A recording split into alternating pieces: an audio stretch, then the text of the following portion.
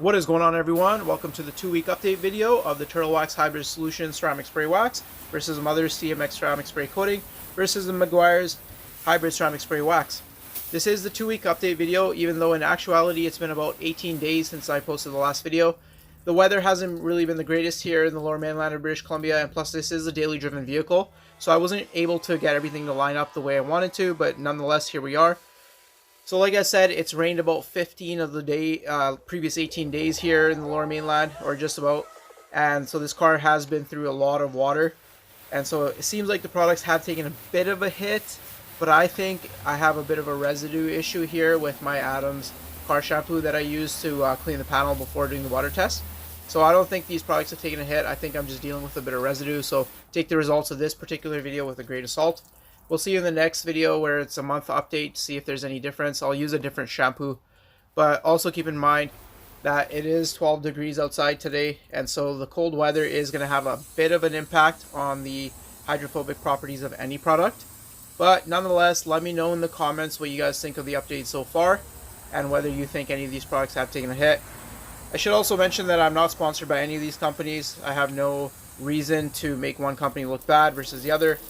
I like all of them. I use products by all of them, so just wanted to throw that out there real quick.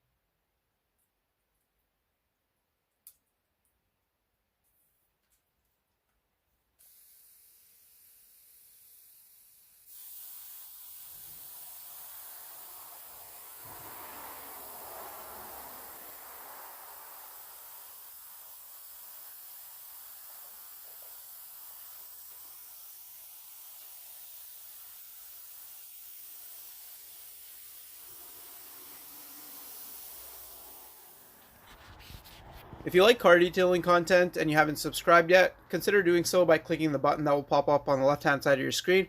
Also, if you missed the video where I started this test, I will put a link to it on the top right hand corner of your screen as well.